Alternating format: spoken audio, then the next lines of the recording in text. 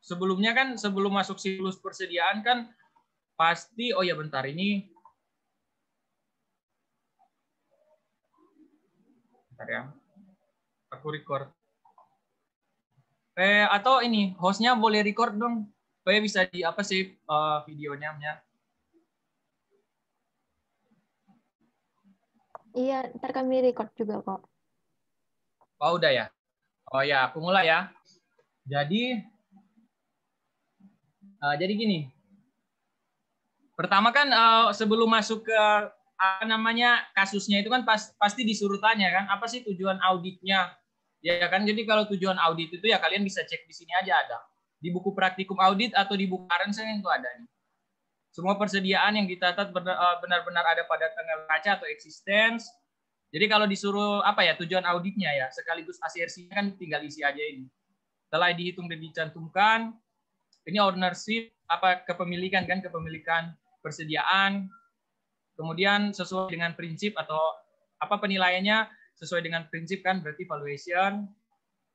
Telah diklasifikasikan secara tepat atau classification dan seterusnya ini. Jadi kalau di soal misalnya biasanya kan disuruh jelaskan tujuan audit dari persediaan. Nah, kalian tinggal salin aja ini yang di buku praktikum. Atau kalau kalian nggak salin yang ini, bisa juga salin yang di buku Arens. Di Arens juga kan dijelasin apa aja. Jadi kalau teorinya itu tinggal lihat di Arens lah. Oke. Kemudian, nah sebelum masuk ke itu, apa namanya sebelum masuk ke kasusnya, jadi terkait persediaan, ya.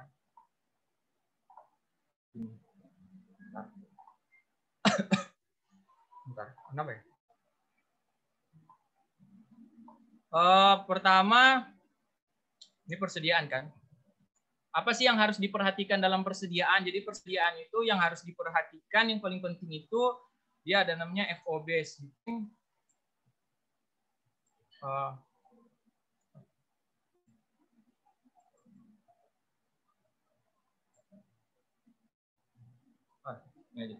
Jadi kan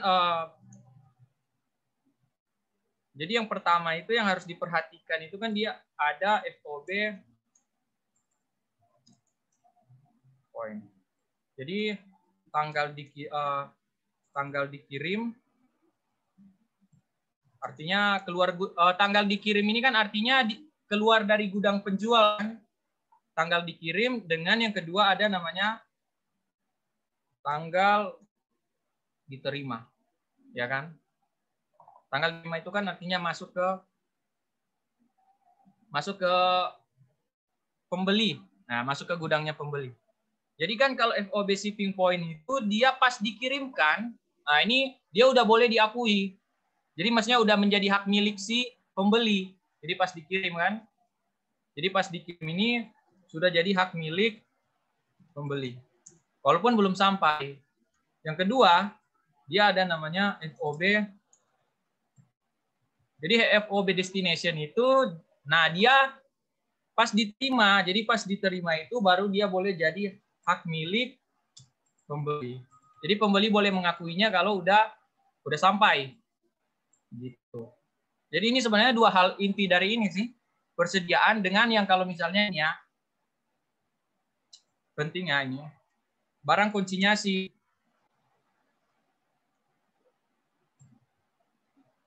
Jadi kalau barang konsinyasi itu apa? Dia artinya perlakuannya ya, nggak boleh diakui kan milik kita. Dia kan cuma titip, persediaan milik kita. Jadi soalnya kan dia titipan, gitu. Kalau barang konsinyasi ya. Terus dia di persediaan juga ada ini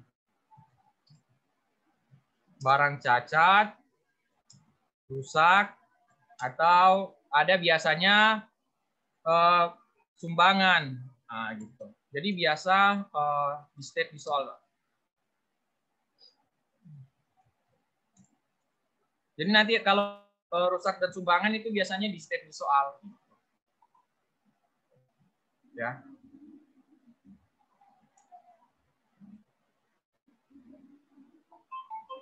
Nah, dia contoh kasusnya. Nah, sekarang kita coba bahas.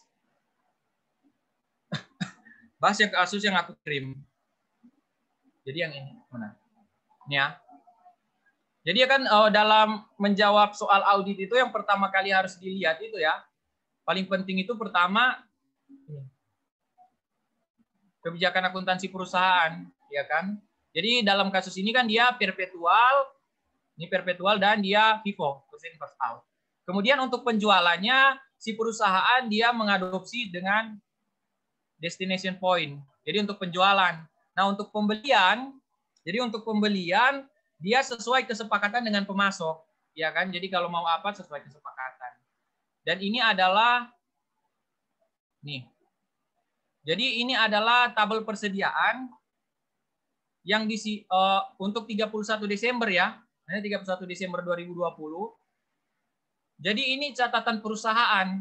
Ini biasa kalau di situ dibilang di kartu gitu. Di catatan perusahaan dia ini. Ya kan catatan perusahaan. Kalau ini yang di sebelah ini dia berdasarkan stock of name. Jadi artinya pemeriksaan fisiknya. Nah, ini dengan auditor.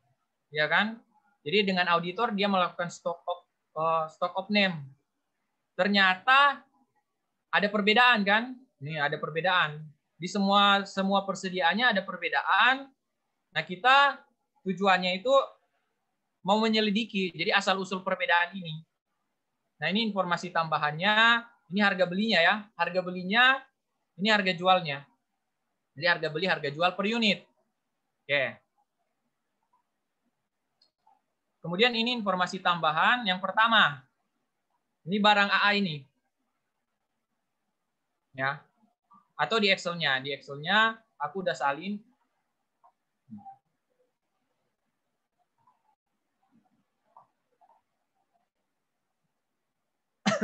Yang ini ya. Yang AA ini. Pertama, dia ada jumlah barang ada 80. Syarat destination. Ya kan? Kan kalau syarat destination kalau yang kita udah pahami tadi kan apa dia diakui. Jadi dia boleh diakui sebagai milik pembeli itu pada tanggal sampai. Ya kan? Jadi dia diakuinya tanggal sampai ini 4 Januari. Gitu. Senilai berapa? 80 unit. Nah, kita cek di ini apa namanya? Di selisihnya ini. Ah, ini yang selisihnya. Dari yang 80 ini. Ini kan fisik 31 Desember ya. Jadi untuk 31 Desember atau gini aja deh. Aku kasih scroll ininya. Berarti pas 31 Desember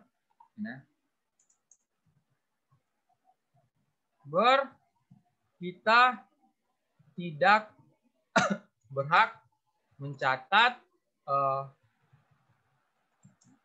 ya kan nggak berhak karena kita kan beli ini ya. Kita beli kita berhak nyatatnya pas dia sampai pas 4 Januari kan karena destination point. Jadi pas 31 Desember ini kita nggak berhak nyatat dia di persediaan ini kan.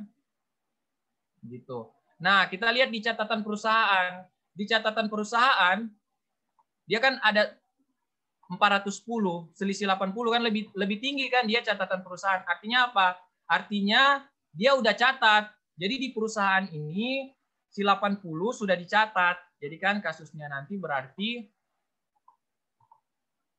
ini ternyata yang ini si 80 ini sudah dicatat. Makanya dia catatannya lebih tinggi kan? Catatannya 410 padahal stock of name cuma 330. Ternyata si 80 ini sudah dicatat padahal belum boleh. Nanti boleh catat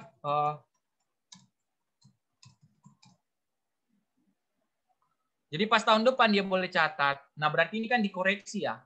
Ini kan dikoreksi. Nah, ini berarti dikoreksi. Jadi aku kasih tandain merah deh.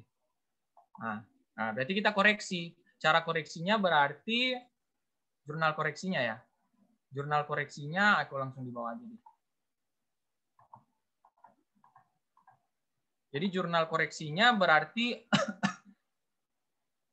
dia yang pasti ini asumsinya berarti kita belum boleh ini kan.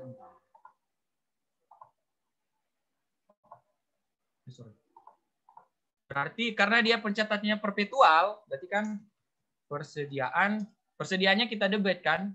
Persediaan kita debit, dia pada utang usaha. Gitu. Nilai berapa? Senilai harga beli ya, karena ini kan kita beli kasusnya. Jadi ini kasusnya kita beli. Gitu. 80. Gini ya. Jadi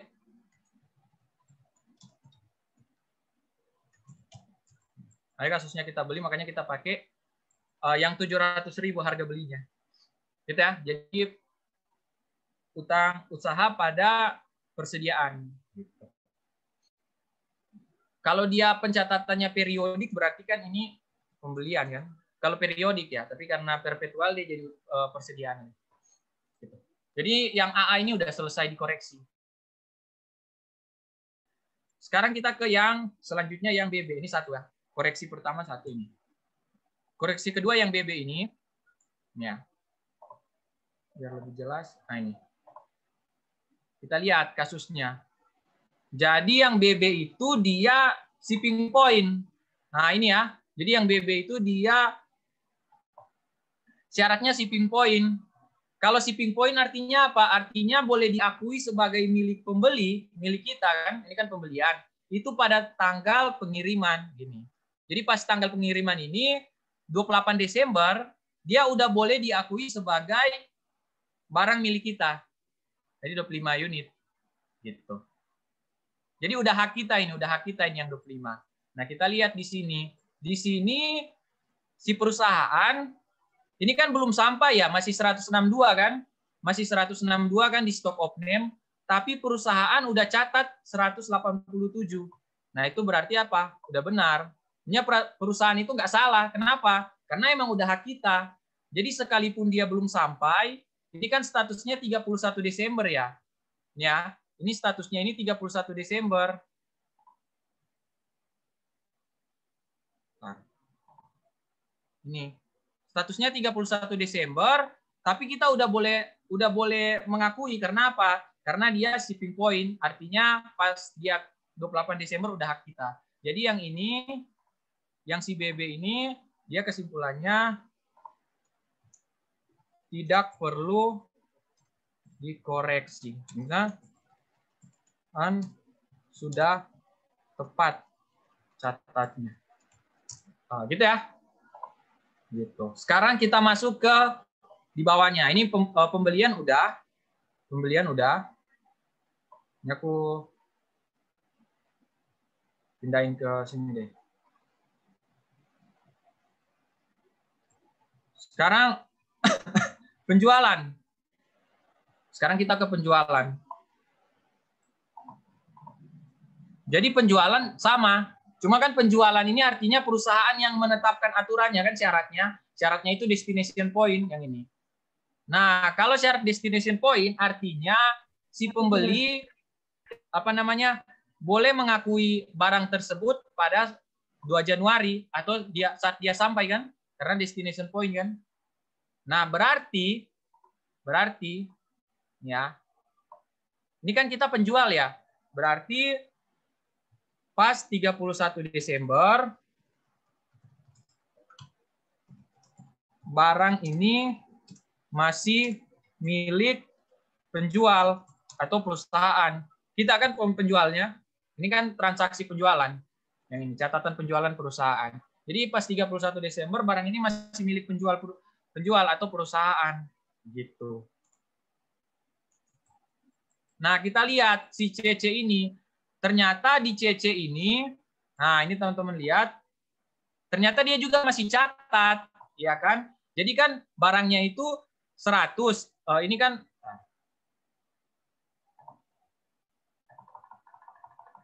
ini kan 100 ini stock of name kan, artinya fisiknya 100, tapi di catatan kita 115. Kenapa? Karena si CC ini walaupun udah dikirim, ya, si CC ini kan walaupun udah dikirim, tapi dia masih milik perusahaan. Nah, artinya ini apa? Ini tidak perlu dikoreksi, ya kan? Karena 15 ini memang masih haknya atau klien. Ya kan? Nah, jadi dia sekalipun catatnya lebih tinggi ini 115, dia udah benar. Maksudnya nggak ada yang salah dari catatannya. Karena emang masih hak dia yang 15 ini kan. Karena kan destination point. Begitu. Jadi ini CC udah ya. Oke. Sekarang yang di bawahnya lagi, ini berarti udah. Udah. Pindahin ke sini.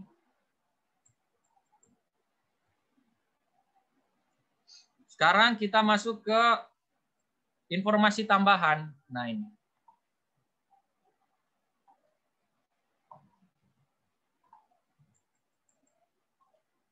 Jadi kan informasi tambahan yang pertama, ya,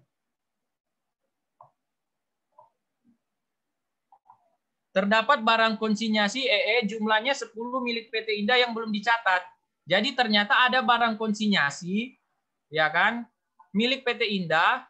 Nah itu dia belum kita catat, ya kan, belum kita catat.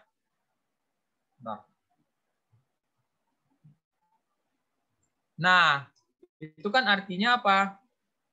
Sudah benar. Kenapa? Karena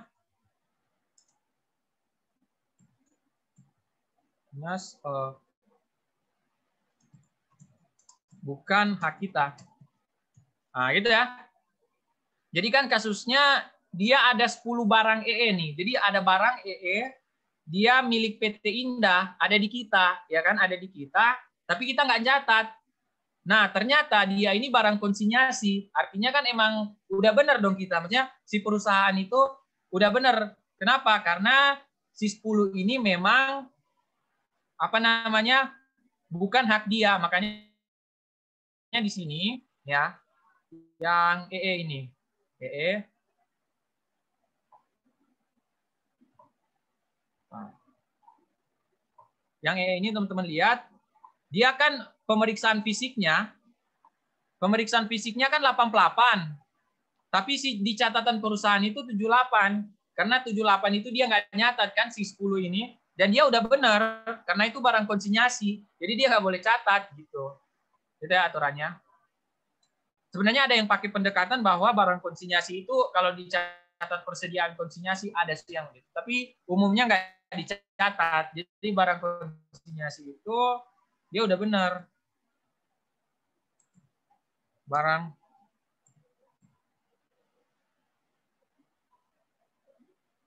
si emang tidak boleh dicatat. Makanya ini kan lebih tinggi apa ininya. Stock of name-nya lebih tinggi dari fisiknya. Itu ya. Nah, ini udah. Jadi barang konsinyasi udah. Sekarang yang kedua. Terdapat barang rusak FF jumlahnya 7 yang belum dicatat oleh perusahaan. Nah, kalau ini jelas-jelas dia salah kan? Jadi dia ada barang rusak dan dia nggak nyatat. Ya itu jelas-jelas salah. Jadi kita catat. Berarti ada yang catatnya kayak gini. COGS pada inventory senilai berapa? Senilai 7 dikali dengan harga belinya. Ya kan harga belinya kan? Harga belinya.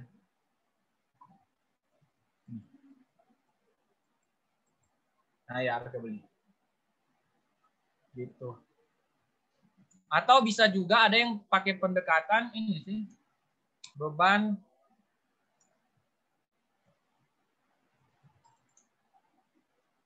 bisa pakai beban kerusakan barang sama aja sih. Ya kan? Tapi kalau aku pakainya aja COGS lah. Ya kan? Jadi ini udah ya, udah dikoreksi si FF ini. Jadi si FF udah dikoreksi. Gitu. Kemudian GG, yang ini GG. Kita lihat kasusnya. Dia perusahaan memberikan sumbangan untuk bencana, ya. Perusahaan memberikan sumbangan untuk bencana di Kalsel berupa barang GG jumlahnya 36 unit. Karena waktunya mepet, lupa dicatat oleh perusahaan. Oh ini berarti jelas perusahaan salah kan? Dia nggak nyatat, ya kan? Nah, ini. Jadi dia barangnya itu sumbangannya lupa dicatat oleh perusahaan. Ya, berarti kita catat. Berarti kan jurnalnya itu beban sumbangan pada besar 36 dikali dengan harga belinya, ya kan? Selesai, berarti kan ini sebenarnya tinggal satu sih yang DD ini 5 unit. Apa sih kasusnya dia? Ini aku lupa ini.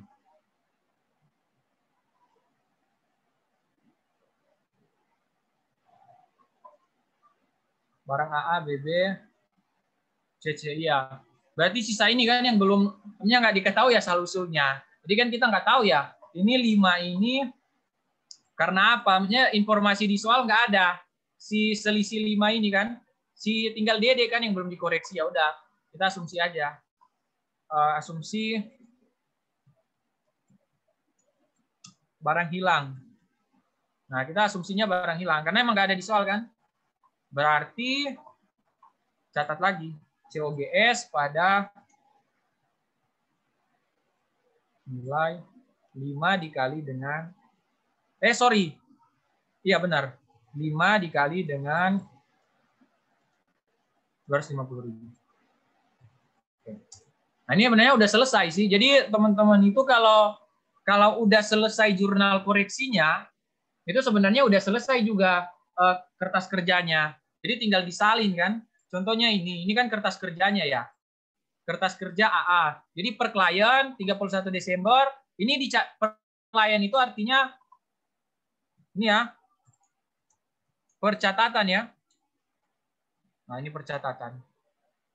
Jadi per klien berarti catatan perusahaan dikali dengan harga belinya ya, harga beli 700.000. Harga beli kan itu yang jadi apa? Nilai persediaannya kan. Kalau harga jual itu nanti account receivable. Ya kan jadi sales.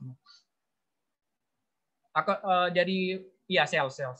Sekarang AA berarti koreksinya apa? Koreksinya kan dia debit ya. Debit 56 juta. Ya udah berarti debit 56 juta. Gitu. Terus dia per audit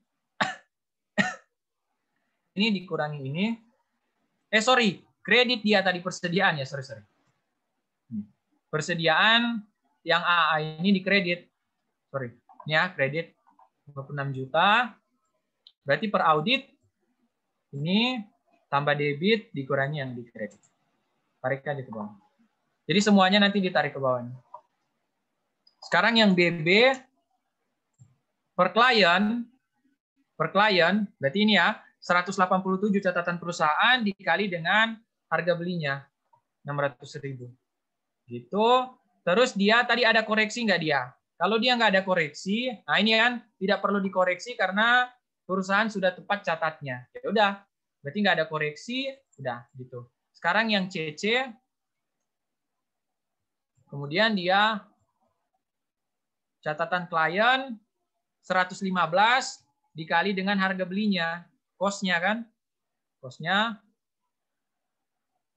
Nah ini dia nggak ada koreksi juga berarti udah. Sekarang DD, nah ini DD ini yang tadi karena nggak ada keterangan di soal, jadi dia nggak ada keterangan dijual, dibeli, nggak ada keterangan juga apa. Jadi kita asumsinya dia barang hilang. Yang 5 ini kan, makanya fisiknya ini berkurang. Oke, jadi ada barang hilang tadi dia. 250.000. Kemudian ada jurnal koreksi kan, jurnal koreksi barang hilang dikredit berapa? Senilai ya 1.250.000. Kemudian EE berarti EE itu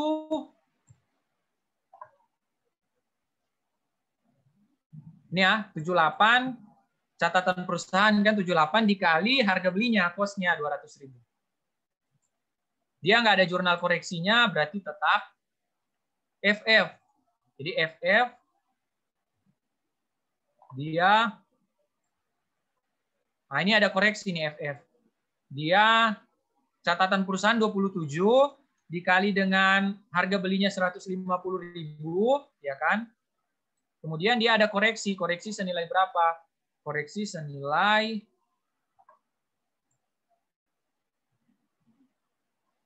1.050.000 ya, inventory persediaan. Oke. Kenapa? Ini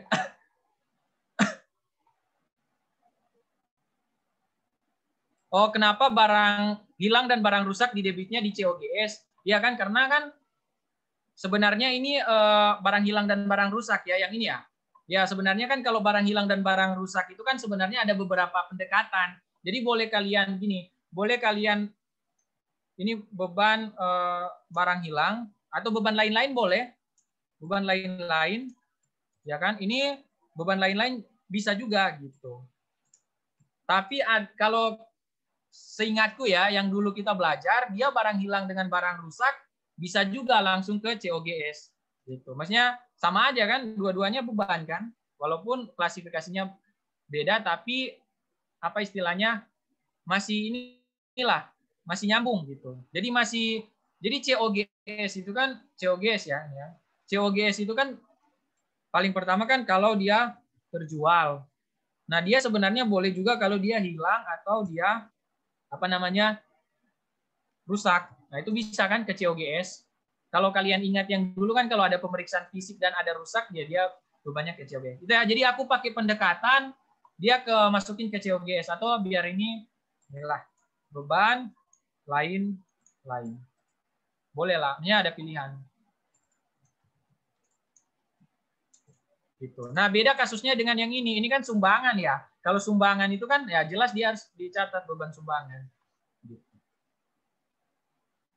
Gitu ya Mbak, pertanyaannya yang kenapa barang rusak, barang hilang ke COGS. Sekarang GG dia, nah ini ya, catatan perusahaan 44 dikali dengan harga belinya, terus dia ada beban sumbangan kan tadi, ada beban sumbangan senilai ini ya 10.800.000 kan dia persediaan di kredit. Oke. Dah. Berarti totalnya ini berapa nih?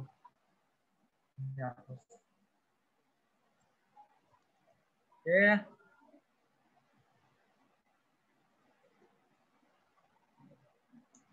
Ini kan bisa di-delete.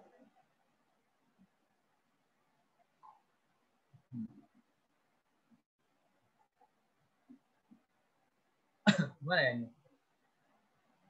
Delete-nya.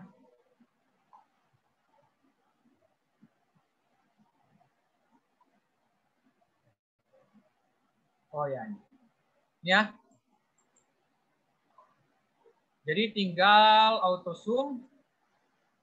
Kebetulan nggak ada yang di debit.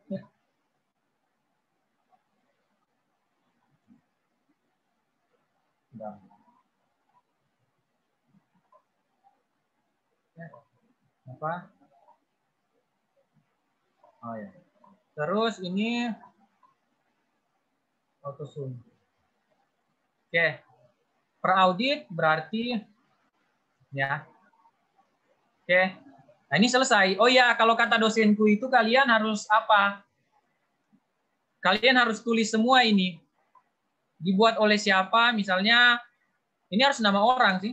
Misalnya Mario. Jadi jangan tulis KP-nya. Oh, sorry. Hapus.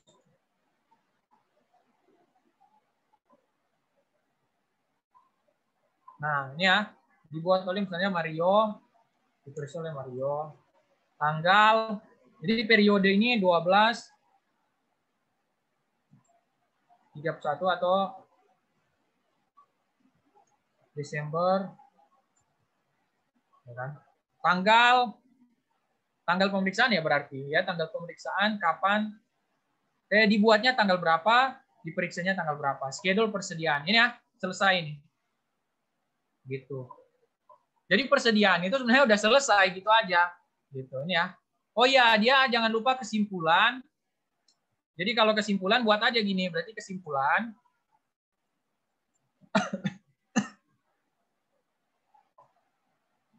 buat gini.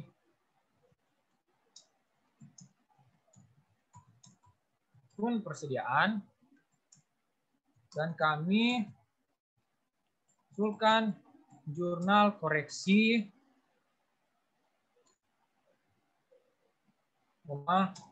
dilampirkan. Jadi terdapat salah saji dalam akun persediaan dan kami mengusulkan jurnal koreksi dilampirkan. Jurnal koreksinya yang ini ya. Gitu. Jadi siklus persediaan udah selesai, ya. Jadi siklus persediaan udah selesai. Pokoknya ingat, dia siklus persediaan itu yang penting cuma yang tadi, mana sih tadi? Yang ini ya. Yang penting yang ini ya. Ini. Kalau FOB shipping point, dia tanggal dikirim baru jadi hak milik pembeli. Kalau FOB destination, dia tanggal diterima baru hak milik pembeli. Kalau barang konsinyasi nggak boleh diakui sebagai milik kita. Kemudian kalau perhatikan barang cacat, rusak atau sumbangan, nah ini lengkapnya. Lengkapnya gini. Apakah sudah dicatat oleh... Nah, kalau belum berarti kalian koreksi kan?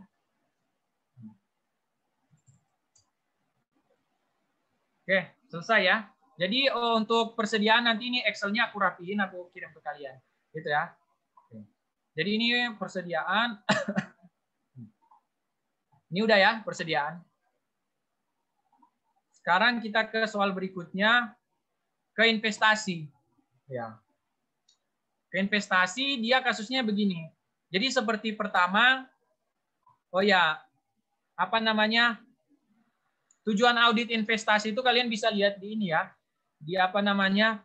Di buku Arens atau di buku Praktikum Audit. Nah, itu bisa terserah mau lihat di mana. Jadi aku langsung ke praktiknya ini ya. Pertama yang perlu diperhatikan dalam investasi, jadi biasanya ya, umumnya itu yang perlu diperhatikan dalam investasi, satu,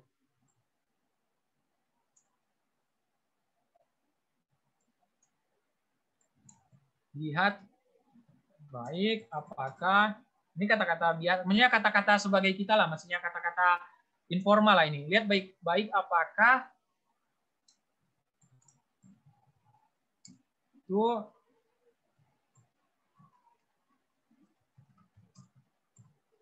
nah ini. Jadi pertama lihat baik-baik, itu akun investasi itu benar nggak untuk investasi? Kan jangan-jangan begini kan. Misal ya, kasusnya. Misal dia beli apa namanya? Beli gudang untuk barang.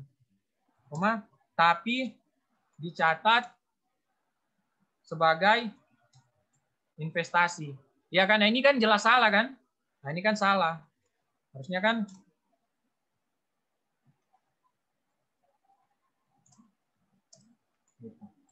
nah, contoh itu ya. Jadi lihat baik-baik apakah akun investasi itu benar-benar untuk investasi. Jangan-jangan dia beli gudang tapi dia tulis investasi, ya itu salah, dikoreksi itu berarti. Kedua, nah ini. Perhatikan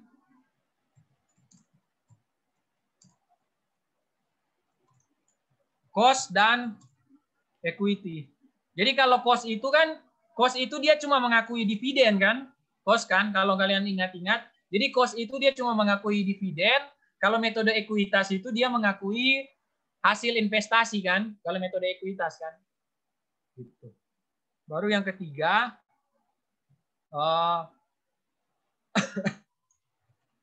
ikan perhitungan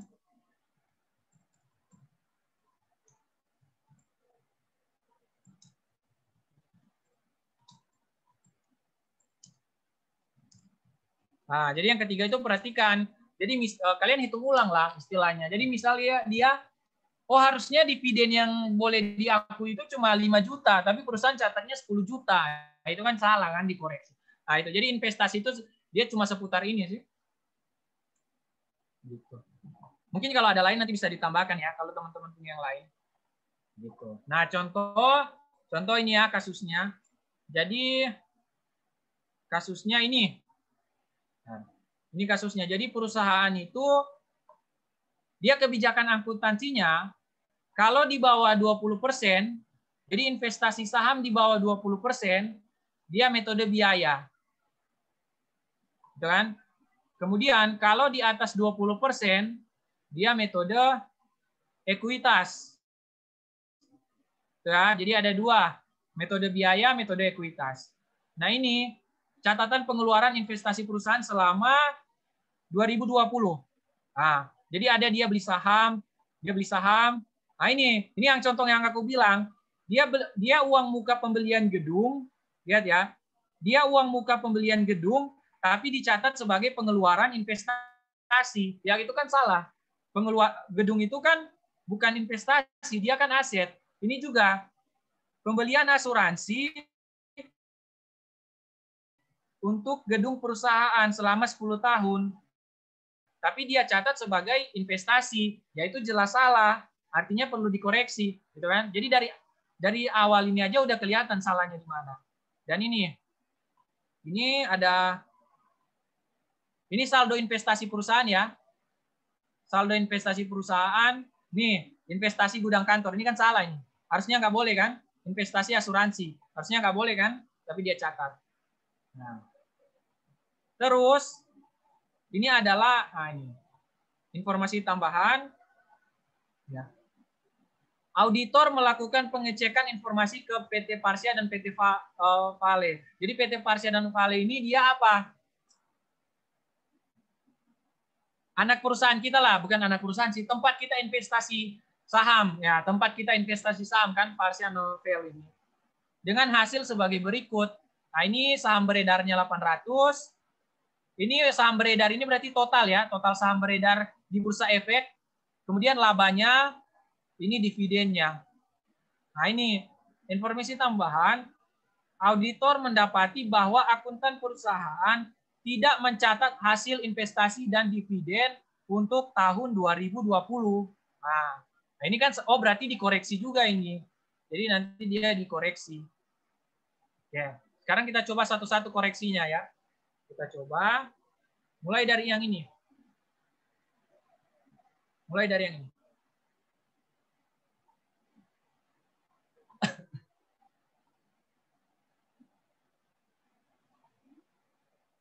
Jadi dia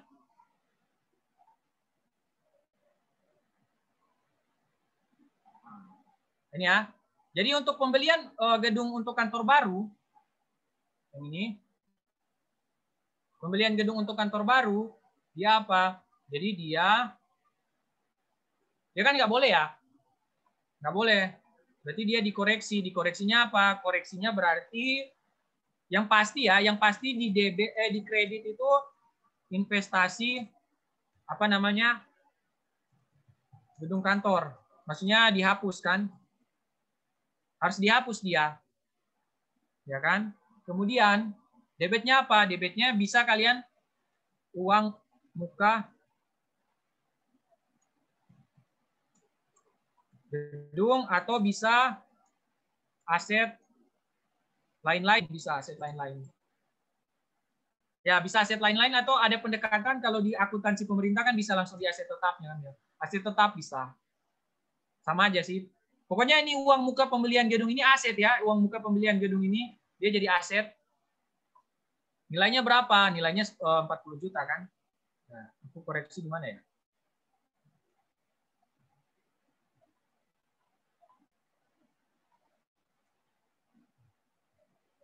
Ya.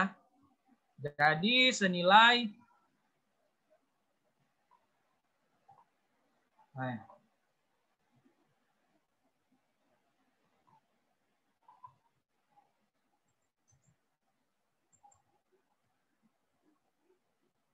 40 juta.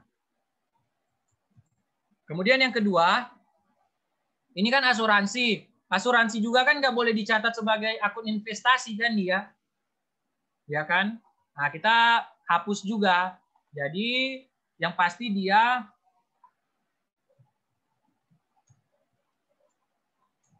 dikredit ya. Dikredit kan artinya dihapuskan dia. Nggak boleh kan?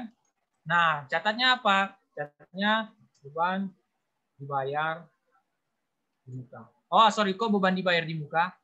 Asuransi dibayar nilai 10 juta. Ya, ini ya. Oke. Sekarang kita lanjut ke bawah. Sekarang untuk investasi saham. Nah, ini dua udah kan? Udah dikoreksi kan ini. Sekarang yang investasi saham PT Parsia dan PT VL. Jadi pertama PT Parsia dulu deh.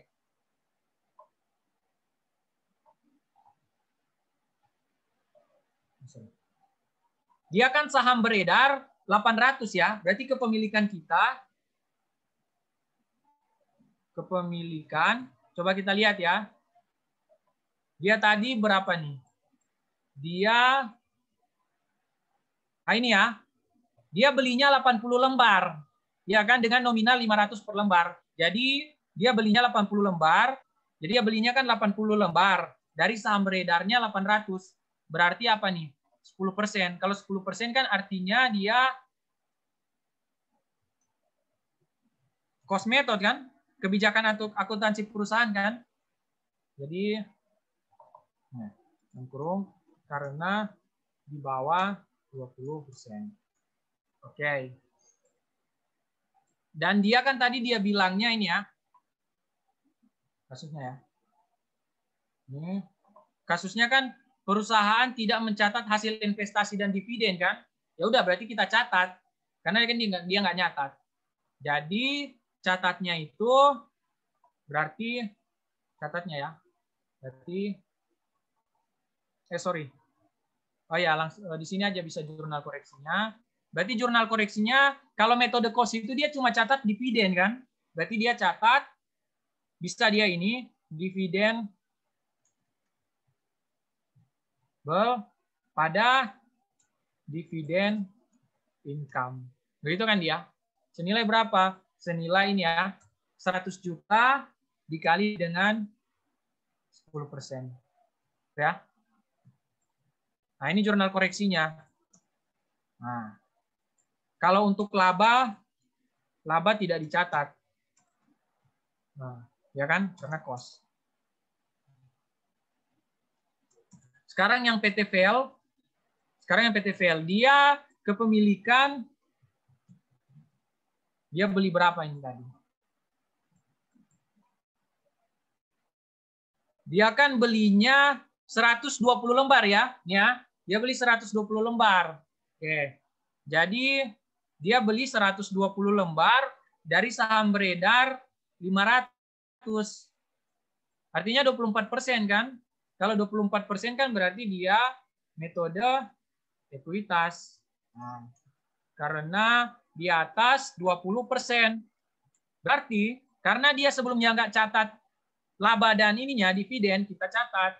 Pencatatannya apa? Pertama yang pasti kalau metode ekuitas dia naik kan, berarti investasi PT VL pada income. Investment income kan? Atau ini deh.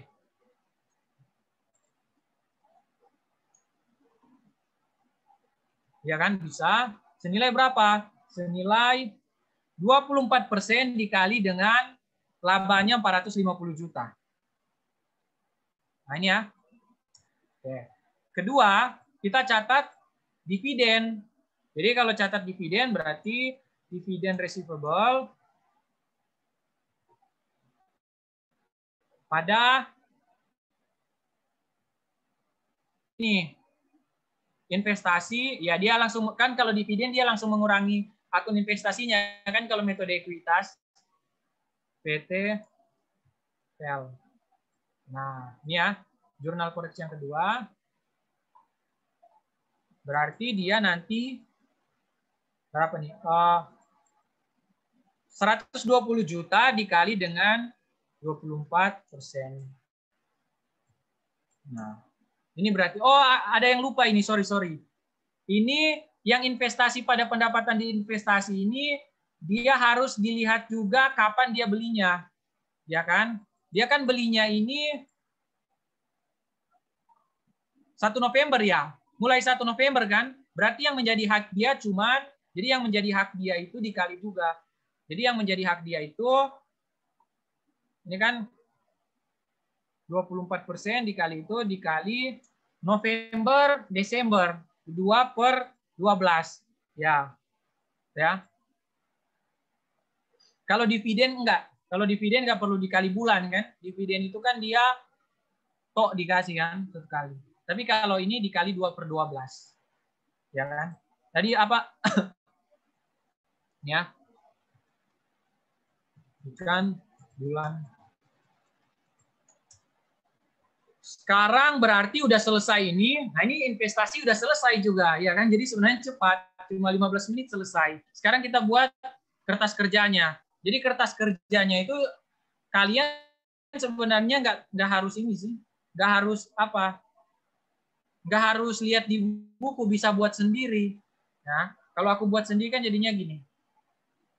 Kalau aku buat sendiri ya, berarti ini schedule investasi. Investasi, anggaplah PT-PT lah. Terus dia berarti indeks apa ya? Aku lupa indeks investasi. Anggaplah indeks KIKI lah. Nah, periode udah. Oke. Nah, ini kan kalian tinggal ganti berarti. Ini tinggal ganti ini. Ini ya. Jadi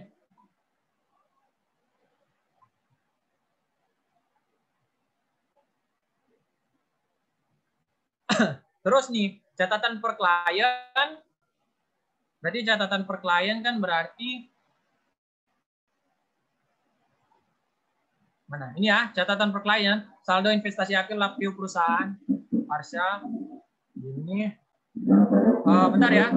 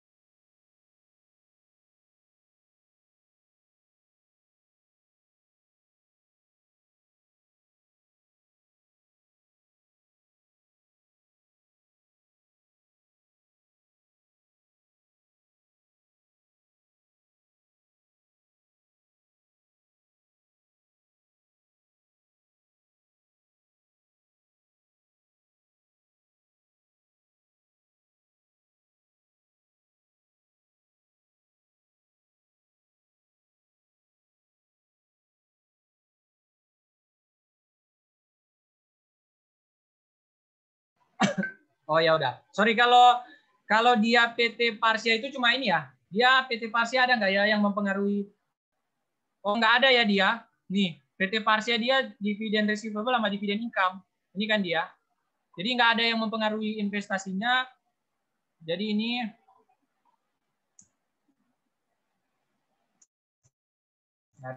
nah ini yang ada PT Vale. PT Vale kan dia ada debit. Debitnya itu ini ya, investasi PT Vel 18 juta. Baru dia ada kredit yang dividen. Dividen. Nah ini. Ya. 8 juta. Baru dia ini gedung ya. Kalau di gedung kantor kan dia di kredit 40 juta tadi mana? Ya. Kredit ya 40 juta nih. 40 juta. Baru asuransi nih. Asuransi dia ya. Udah.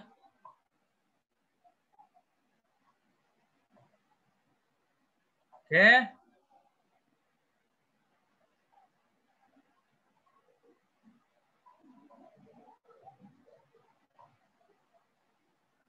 Nah, ini selesai ini. Jadi cepat kan? Kalau aku hitung cuma 20 menit selesai. Gitu ya. Jadi ini adalah kertas kerjanya. Ya, yang penting kalian tuh jurnal koreksi udah selesai. Ini kertas kerjanya ya. 2020. Oke, selanjutnya kita ke siklus selanjutnya. Nah, ini udah ya. Jadi kan kalau ini siklus persediaan, ini dia selanjutnya siklus investasi. Sekarang kita ke siklus selanjutnya, siklus yang ketiga. Jadi siklus kas. Jadi siklus kas itu sebenarnya dia sih kalian harus ingat lagi materi rekonsiliasi. Ini ya. Jadi kalau siklus kas itu ya ingat lagi materi rekonsiliasi karena siklus kas itu auditnya itu merekon gitu. Salah satunya merekon kan. Jadi contohnya aku langsung di Panta deh, pakai soalnya Panta aja deh. Ya. Nah ini. Dan ini ada kuncinya Panta mana sih? Ya. Nah ini. Langsung ya. Jadi yang pertama, ingat ya, yang pertama kalau mau rekon, kalian harus lihat satu. Saldo akhirnya. Jadi jangan pakai, jadi saldo akhir periode. Yang kita mau audit kan 31 Desember. Berarti yang pakai pertama saldo akhir. Jadi saldo akhir. Nah. Jadi ini saldo akhir di pencatatan, yang ini saldo akhir di bank. Ya kan? Nah, jadi yang ini saldo menurut rekening koran ini ya 53 juta 5.327, saldo menurut pembukuan 35.360.500. Oke. Kemudian baru kita melakukan namanya rekonsiliasi. Rekonsiliasi itu bisa dilihat dari informasi tambahan. Jadi yang pertama, yang A ini cek senilai ini ya telah dikriling. Nah, jadi apa sih maksud dari dikriling? Jadi ya ntar. Ini mungkin kalau ada yang belum tahu. Jadi dikriling ya istilahnya. Jadi kalau maksudnya tuh di kriling kan artinya di banknya itu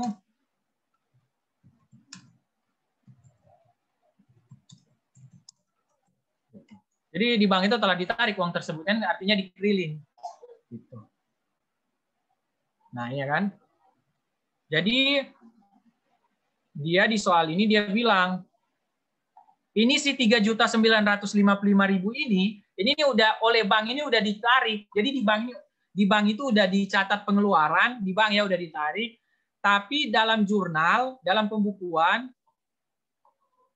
pengeluaran kas ini apa? Belum dicatat. Nah, cek ini untuk pembelian persediaan.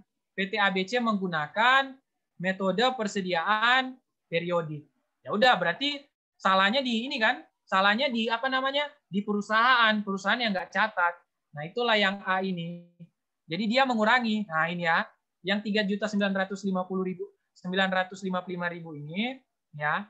Yang ini dia mengurangi saldo menurut pembukuan. Dia mengurangi kan? Karena yang salah itu kan perusahaan. Jadi dia belum catat. Dia belum catat itu. Ya kan? Dan ya informasi penting bahwa ya dalam rekonsiliasi itu kalau kalian ingat yang dikoreksi itu nanti yang pembukuan. Nah, jadi kalau dia mengurangi atau menambah di pembukuan itu yang dikoreksi ya. Jadi kalau di bank itu enggak, di bank itu apa namanya? Jadi contoh misal gini deh, aku jelasin. Mana ya yang kasus di bank? Yang B. Oh, ini B. Jadi contohnya yang ini. Yang B ini. Yang B ini kan dia salah dibebankan kan? Ini kan 2.261.000 itu dia kan harusnya milik apa? Orang lain, maksudnya bukan milik si klien. Ini kan? Dia milik perusahaan lain, tapi malah dibebankan ke PT ABC. Ya, jadi salahnya bank lah. Ya, bukan salah perusahaan, salahnya bank. Iya kan? Itu kan bukan milik PT ABC, tapi dibebankan ke PT ABC. Ya, salahnya bank yang bertanggung jawab dong. Berarti bank yang harus melakukan koreksi kan? Jadi bank yang harus melakukan koreksi. Nah, koreksinya apa? Dia saldo rekening di bank, dia harus ditambah. Ini kan? Ya kan? Soalnya kan dia tadi udah dikurang. Tadi dia mengurangi. Padahal nggak boleh. Nah, karena milik PT ABC, ya kan? Jadi cek itu kan bukan milik PT ABC, tapi dia malah ngurangin di PT ABC, nggak adil dong. Ya udah, balikin, balikin uangnya. Nah, dia balikin uangnya dengan ditambah kan? Ini ditambah, ya kan? Ditambah 2.261.000. Nah, jadi maksudku gini. Jadi yang menjadi jurnal koreksi, itu nanti yang menurut pembukuan ini. Gini. Jadi kayak yang error ini, yang B. Jadi yang B error ini, misalnya yang B error ini deh. Dia nggak dikoreksi dia. Nggak ada jurnal koreksi di perusahaan. Kenapa? Karena kan itu tanggung jawabnya bank. Jadi yang melakukan koreksi itu bank. Gitu ya. Tapi kita tetap catat di rekonsiliasi. Itu ya maksudnya. Tetap catat di rekonsiliasi. Oke, berarti yang A tadi dulu ini. Oh, nanti koreksinya terakhir aja deh sekalian. Kemudian yang C. Sekarang yang C. Setoran termasuk bulan November dan 87 juta dan Desember. Oke. Jadi kalian lihat di sini. Mana ya? Nah, ini ya. Jadi kan perusahaan menyetor uang. Nah, ini kan dia setor uang 89 juta 100 bukan. Kalau menurut catatan perusahaan catatan bank ya. Jadi menurut laporan bank, uang yang dikasih perusahaan itu ini. Ya, ini ya, uang dikasih perusahaan 89 juta, tapi kalau menurut perusahaan, loh kami kasihnya 94. Ada selisih kan? Loh, itu ada selisih berarti ya, itu yang dikoreksi berarti. Ya. Jadi nah, itu selisihnya namanya apa? Selisihnya itu namanya ini. Apa sih namanya? Deposit in transit. Ya, deposit in transit. Biasanya itu karena dia kasih uangnya itu di akhir-akhir periode. Oke, jadi kita buat kayak gini dulu. Jadi kan dia setor di bank, ya. Awalnya dia setor di bank. Menurut catatan bank ya, 89.159. Yang ini 89.159. Tapi kan ada keterangan lain bahwa dari si 89 juta itu 2.100.000-nya itu bukan bulan November, itu bukan bulan Desember, sorry. Ini 2.100.000 ini bulan November kan? Ya kan? Jadi bulan November punya. Jadi nggak usah dimasukin dia, emang nggak usah dimasukin, udah lewat. Ya, jadi yang masuk itu yang mana? Cuman yang ini. Ini apa? Untuk yang bulan Desember. Karena kan kita rekonsiliasinya bulan Desember kan. Jadi 87.059. Nah, ini dia. Ini ya. Jadi awalnya ini, tapi karena 2.100.000 ini punyanya November, dia mengurangi. Nah, berarti inilah yang dijadikan patokan setoran di bulan Desember, ya. Ini yang murni bulan Desember lah. Nah, kemudian kalian bandingkan dengan penerimaan menurut kas perusahaan. Gitu. Jadi si perusahaan bilang, kami 94 juta setornya, tapi kenapa di bank itu catatnya cuma 87 juta? Ya kan? Berarti ada selisih 7 juta dong. Nah, itu namanya deposit in transit. Artinya dia udah setor, tapi bank belum catat. Karena apa? Karena bisa saja dia setornya itu di malam hari, atau apa ya? Dia malam hari atau di akhir periode lah mungkin. Gitu ya. Jadi 7 juta itu deposit in transit. Berarti salahnya bank dong. Ya kan? Kita kan udah setor. Jadi salahnya bank. Jadi deposit in transit, dia menambah saldo di rekening koran. Nah, ini ya. Oke. Jadi dia menambah saldo di rekening koran. Oke, selanjutnya yang D. Nah, ini sebenarnya jadi besok itu soal audit itu ya sebenarnya itu enggak ini, maksudnya enggak apa ya? Enggak sesusah yang di modul lah. Kenapa? Karena dia pasti ada ini kan. Bahkan di modul itu enggak sesusah yang dibayangkan. Kenapa? Karena kan sebenarnya dia dari informasi tambahan itu kalian udah ada petunjuk. Oh, ini. Dia enggak apa istilahnya? Enggak sampai kayak audit enggak sampai kayak yang ngaudit beneran lah. Kalau ngaudit beneran kan emang kosong dari kosong kalian cari sendiri buktinya. Tapi kalau ini kan udah ada. Ya. Sekarang yang D. Yang D ini dia untuk cek yang dananya tidak mencukupi sebesar 1.806. Oh, ini berarti cek kosong istilahnya ya kan. Jadi dari hasil penelusuran diperoleh informasi bahwa pelanggan dengan sengaja menutup rekeningnya. Cek ini diserahkan kepada agen penagih hutang. Oh iya. Jadi kasusnya kan berarti ini ya. Itu kasusnya tuh kayak gini berarti. Nah, aku ambil contoh sih. Nah, jadi kasusnya itu, jadi kasus cek kosong ya. Jadi kan ada cek ke perusahaan. Nah, si perusahaan, ya kan pas dapat cek itu kan dia udah nyatat. Ya kan? Tapi ternyata dicairkan, dia ternyata kosong. Ternyata kosong kan? Nah, berarti karena kosong itu koreksinya gimana ya? Berarti koreksinya apa? Bukan pendapatan, sorry. Pelunasan. Pendapatan itulah yang akrual, pelunasan. Ya kan? Pelunasan piutang lah. Anggaplah. Perusahaan udah nyatat pelunasan piutang, ternyata pas dicairkan kan kosong. Ya udah berarti solusinya gimana? Ya udah berarti pelunasan tadi dibatalin dong, iya kan? Artinya kenapa? Karena uangnya nggak ada. Ya itu ya kalau cek kosong. Berarti yang mana ini? Yang kasus D ini 106.000 cek kosong kan?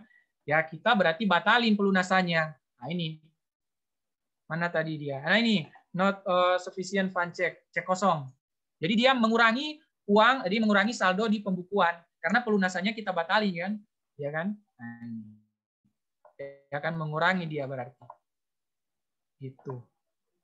Oke. Selanjutnya pelunasannya yang dibalik. Kalau salesnya itu salesnya tetap, tapi akun receivable-nya sama cash-nya yang terpengaruh. Karena mereka yang catatan kas kan.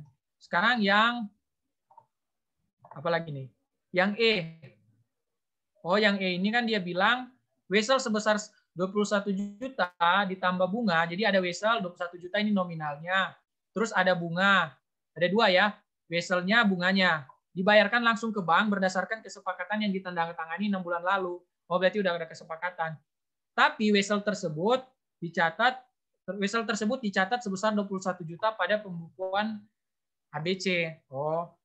Jadi dia ada apa namanya?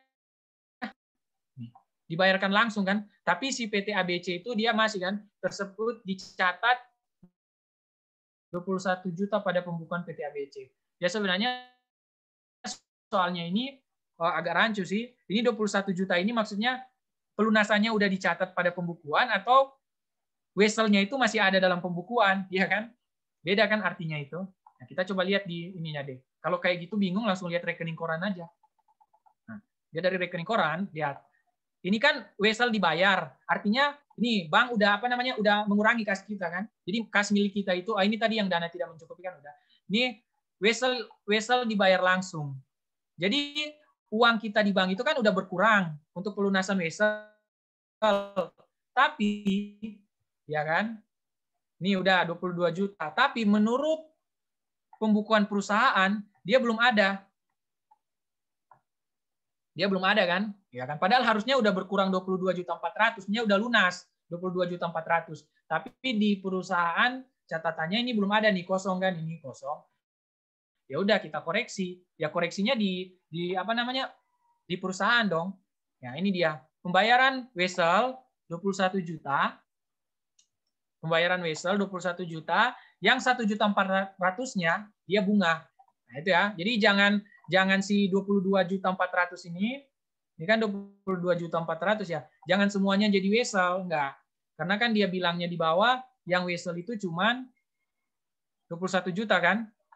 Nih, cuma 21 juta kan? Berarti yang 1.400.000-nya ya bunga, gitu ya.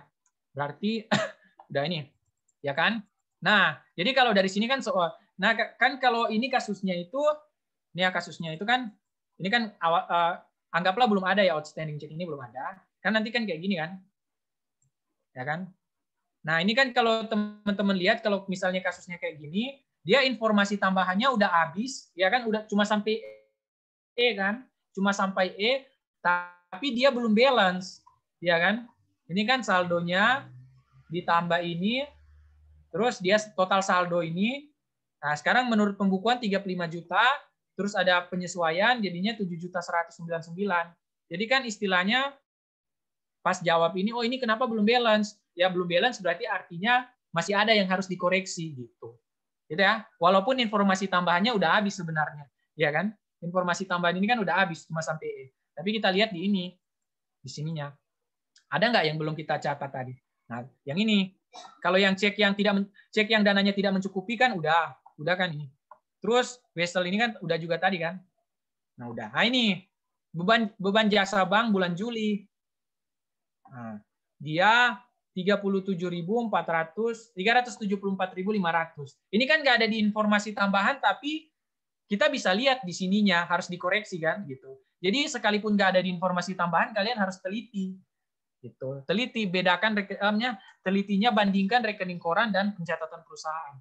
Jadi ini 374.500 dia udah mengurangi kas kita di bank. Ya kan? Jadi di bank ini udah dikurangi 374.500. Tapi di pembukuan belum dicatat. Ya udah, salahnya kita kan. Kita belum catat, ya udah kita catat berarti. Jadi kita catat itulah yang menjadi bank service charge. Yang ini ya. Yang 374.500. Dia mengurangi kan, mengurangi kas. Nah, pembukuan. Baru yang terakhir yang outstanding check. Jadi kalau outstanding check juga dia berarti ini. Nah, ini. Mana sih? Nah, ini ya. Jadi kalian hitung mana sih? Pengeluaran kas. Kalau penerimaan kas ini kan udah ya tadi. Penerimaan kas ini yang udah juga kan yang ada outstanding 7 juta itu kan. Ini kan udah ya. Udah dikoreksikan. Berarti ini udah. Nah, berarti sisa yang ini nih. Nah, jadi cara lihatnya bisa kayak gitu. Oh, berarti sisa yang ini yang belum dikoreksi. Nah, ini. Ya kan? Nah, cara buatnya gimana cara koreksinya? Jadi jangan langsung diselisihin sih, tapi lihat aja. Dia kan saldo tercatat di bank itu saldo maksudnya pengeluarannya menurut bank. Jadi menurut bank itu dia 88.574.500. Itu adalah pengeluaran menurut bank kan. Kemudian tadi ada error. Jadi ada error nih. Ya kan? Jadi ada error. Ini cuma yang terkait pengeluaran ya. Jadi yang semua yang terkait pengeluaran itu. Nah, jadi ada error. Cek sih sebenarnya lebih ke cek. Jadi ada error pembukuan 2.261.000. Berarti kan harusnya yang dikoreksi itu 86 juta kan? Ini kan. Kemudian kalau menurut perusahaan, nah menurut perusahaan dia 81 juta pengeluarannya. Ada selisih kan? Iya. Jadi menurut perusahaan pengeluarannya 81 juta ini. Kemudian dia ada juga yang persediaan tadi ini. Yang persediaan kan ini dia apa ceknya kan? Belum dicatat ini. Gitu. Jadi kita catatlah dia. 39 juta ini. Nah, ditotalin. Jadi menurut pengeluaran kas itu berarti ada sekitar 1.260.000 kan? Selisihnya kan. Nah, 1.260.000 itu ini sebenarnya mereka pakai caranya panjang sekali sih. Jadi cek yang beredar itu 9 juta. Kemudian ada selisih pengeluaran kas 1.260.000 itu selisihnya 7.763. Nah, itu kan. Nah, itulah outstanding check-nya. Outstanding check ya. outstanding check. Jadi cek yang udah dikeluarin perusahaan, tapi apa namanya belum kita. Atau begini, kalau teman-teman bingung, kan bingung ya. Ini biasanya gimana sih cari outstanding check-nya? Ya kalau misalnya kalau dalam kasus ini kan yang dikoreksi kan, tapi pastiin. Jadi teman-teman itu pastiin semuanya udah dikoreksi. Jadi ini udah dikoreksi, yang ini udah dikoreksi, ini udah dikoreksi, terus semua apa namanya informasi tambahan udah dikoreksi, pokoknya semuanya udah dikoreksi. Ya udah kalau sisa ini, ya kan daripada bingung carinya, berarti tinggal gini aja. Ini asumsinya kita udah koreksi semuanya kan, sisa tapi masih ada selisih kan. Ya udah selisihnya itu langsung aja. Outstanding check. Jadi langsung selisihnya aja, berarti selisihnya ini dikurangi dengan yang ini. Astaga. Sorry. Sama dengan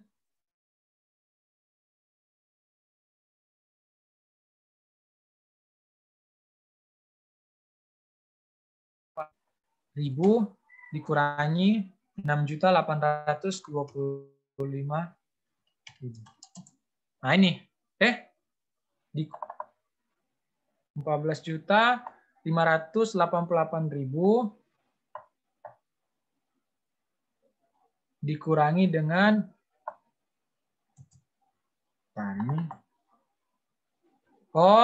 kasih minus karena mengurangi kan, sorry. Minus. Nah, jadi langsung bisa. Ini kan sama 6 juta. Tapi kalau pakai cara ini, dia lebih cepat, tapi nanti kan nggak tahu asal-usulnya ya. Tapi kalau mau tahu asal-usulnya, outstanding check dari sini. Ya, 1.260.000. Kemudian, kalau udah selesai, ya udah tinggal salin di kertas kerja sih. Kertas kerjanya ini kan. Saldo menurut pembukuan, terus pembelian persediaan, jadi semuanya dicatat. Kebetulan kasus ini nggak ada yang menambah kan? Nggak ada yang menambah kan? Mengurangi semua kan ini. Nah inilah. Dicatat. Saldo per audit. Nah, ini indeks C1. Ini indeks C1 ya. Kemudian indeks yang ini, kalau ini totalnya.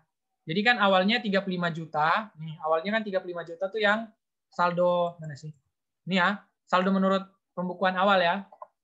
35 juta. Terus dikurangi koreksi 28 juta kan.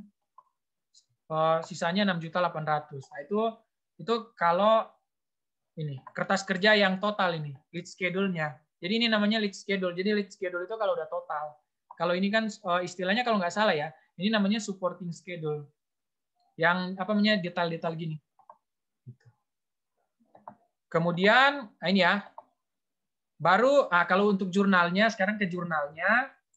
Kalau jurnalnya sendiri kan, ingat aturan yang dibuat jurnal koreksi itu cuma yang penyesuaian di pembukuan. Berarti yang pembelian persediaan belum dicatat. Berarti kan cash in bank, ya kan dia berkurang kan tadi cash in bank, dia pembelian. Kenapa pembelian? Ya karena kan ini apa? Dia di soalnya kan dia periodik. Jadi harus diperhatikan ya perpetual atau periodik. Kalau periodik kan dia langsung pembelian. Kemudian ban service charge dengan cash in bank. Pokoknya ingat di kreditnya itu kalau yang ini ya, kalau yang dikurangi ini di kreditnya itu selalu cash in bank. Nah, jadi yang dikurangi ini di kreditnya itu selalu cash in bank. Nah, makanya ini coba lihat semua koreksinya kan cash in bank di kredit, cash in bank di kredit, cash in bank di kredit, cash in bank. Ya, jadi mudah lah polanya. Tinggal yang di apa namanya debitnya. Kalau ini pembelian, kalau ini ada bank service charge, ini yang bunga wesel tadi yang 1.400.000, kemudian ini ada yang utang wesel 21 juta. Nah, ini akun receivable yang ini not sufficient check. Jadi yang cek kosong kan? Ingat nggak yang ini? Pelunasan tadi dibatalin, ya kan? Pelunasan tadi dibatalin berarti apa? Berarti piutang muncul lagi dong, ya kan? Kan pelunasannya udah dibatalin, berarti piutangnya muncul lagi. Nah, ini makanya akun receivable makanya yang jurnal kelima dia akun receivable di debit, jadi akun receivable muncul lagi, gitu ya. Jadi kalau dia dikurangi itu jurnal penyesuaian cash in bank di kredit. Kalau dia menambah, seandainya ini ada menambah ya, misalnya error ya, misalnya error terus menambah, ya berarti yang di debitnya itu cash in bank, kan dia menambah kasnya kan. Nah, berarti di kreditnya itu kalian menyesuaikan, ya. Oke. Jadi ingat yang di jurnal koreksi cuma ini. kalau yang dikurangi ini cash in bank di kredit, kalau yang ditambah cash in bank di debit. Nah, ini selesai, udah selesai. Jadi kayaknya 3 siklus dulu aja ya, nanti siklus. Soalnya gini, aset tetap itu siklusnya panjang. Jadi kalau aset tetap itu kan ada depresiasi, ada perubahan depresiasi kan dia, terus ada penghapusan atau apa. Jadi lebih panjang lah depresiasi. Ama kalau utang itu nantilah, kalau utang kan bisa lihat di Panta atau nanti mungkin kalau misalnya ada jadwal lagi tentiran, mungkin kita bisa bahas ya yang 3 sisa ya. Kalau nggak salah 3 sisa itu sisa ini kan aset tetap, utang sama apa sih satu? Beban dibayar di muka ya, aset tetap, utang sama beban dibayar di muka. Tapi bisa cepat ini. Ini ya, kita aja ini cuma berapa ini? Kita kan mulainya jam 2 ya. Jam 2 tadi mulainya. Berarti cuma 1 jam 25 menit. Ya. Mungkin sekian, aku kembalikan ke moderator, ke hostnya.